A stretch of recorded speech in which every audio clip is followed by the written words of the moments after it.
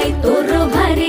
दिसते भारी गणपतीची स्वारी अन आला धादिस मामाच्या घरी मालवण चिपळूण सावंतवाडी माझ्या कोकण गावांचो दिमाग भारी